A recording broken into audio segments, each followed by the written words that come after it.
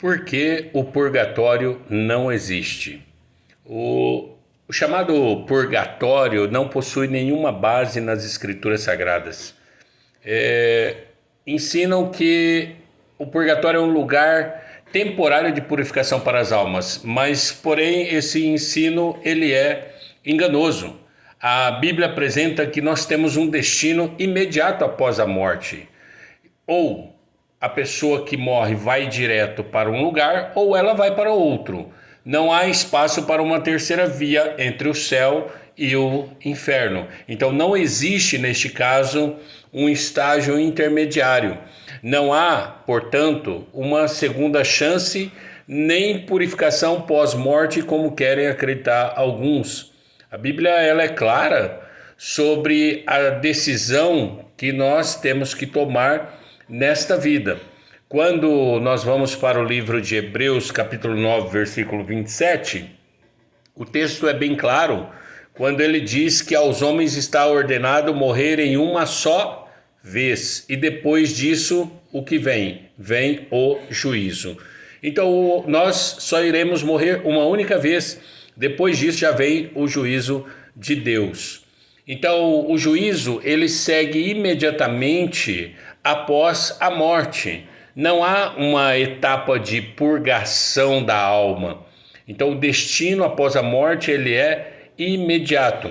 Lembremos daquela passagem em que Jesus está na cruz do Calvário e que o ladrão ele se arrepende.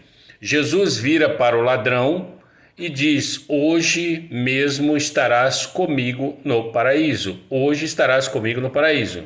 Lá em Lucas capítulo 23, versículo 43. Então, ali Jesus está dizendo hoje, ou seja, logo após a morte, estaria no paraíso. Então, a palavra hoje mostra que não há espera, não há uma purificação, não há uma purgação, não há um estágio intermediário. E o apóstolo Paulo vem também a confirmar isto, dizendo: desejo partir e estar com Cristo, que é incomparavelmente melhor. Isso se encontra em Filipenses capítulo 1, versículo 23. Nós também temos a passagem de 2 Coríntios capítulo 5, versículo 8, que ela vai falar assim: preferimos deixar o corpo e habitar com o Senhor.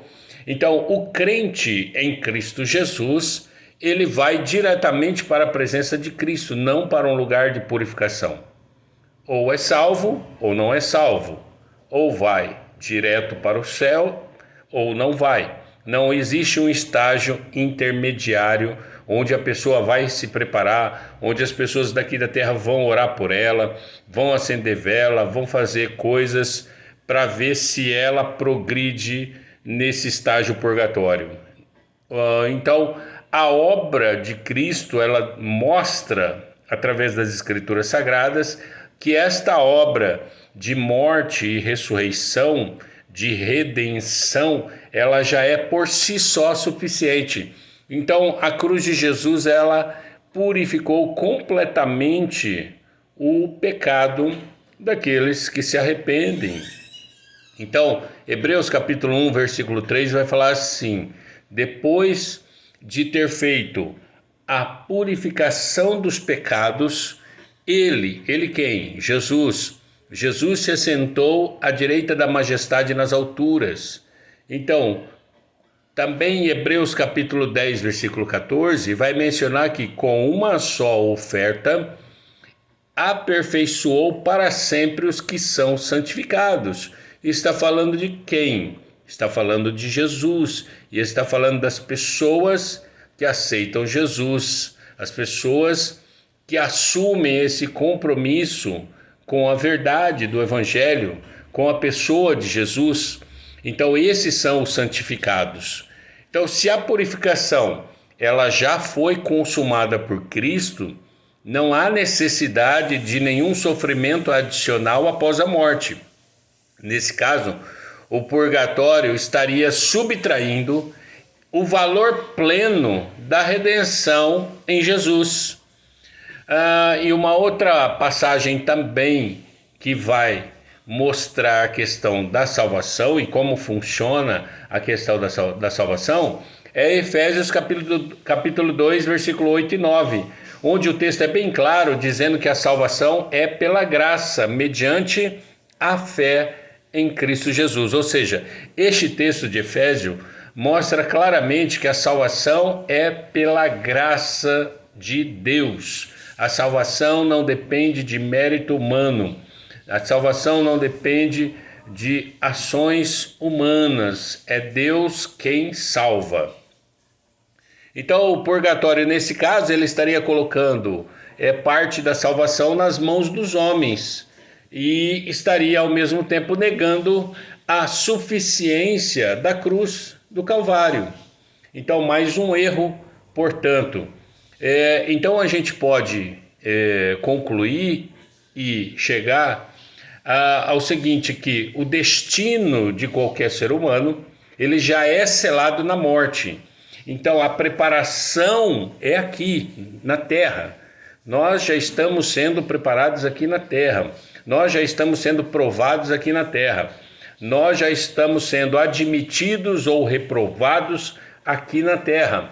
Então, o primeiro ponto que eu quero deixar, partindo-se para a conclusão, é que o destino já está selado com a sua morte, com a minha morte, com a nossa morte.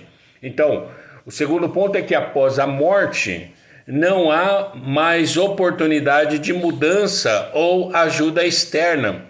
Nenhum dos apóstolos nas epístolas instruíram, por exemplo, a orar pelos falecidos.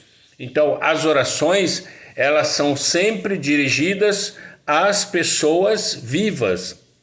E um outro ponto que eu destaco aqui é que se Jesus já purificou completamente o crente em Cristo Jesus, orações póstumas são totalmente desnecessárias e, portanto, se elas são desnecessárias, elas estão erradas, elas são erradas.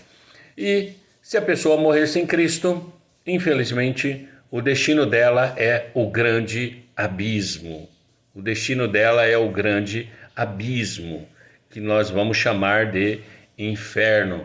A salvação, ela não depende dos vivos e a salvação depende totalmente da graça de Deus. A salvação não depende de obras, a salvação não depende de alguém ir para um purgatório, até porque a Bíblia não fala em purgatório. Isso surgiu de uma tradição lá atrás, essa ideia de purgatório surgiu lá do livro de 2 Macabeus, que é considerado um livro apócrifo, ou seja, um livro sem inspiração divina. Então, essa ideia de purgatório em si, ela não existe. Então, o purgatório ele não existe. Ou a pessoa morre e sai deste plano terreno, deste plano material já salvo, ou ela sai deste plano terreno, deste plano material já para a perdição eterna. E interessante que aqui, quando nós estamos falando de eternidade, nós estamos falando de algo que não terá fim. Nós estamos falando de algo que daqui 1000 anos, 10.000 anos, 100.000 anos, 1 milhão de anos vai continuar existindo. Isso é o que nós chamamos de eternidade.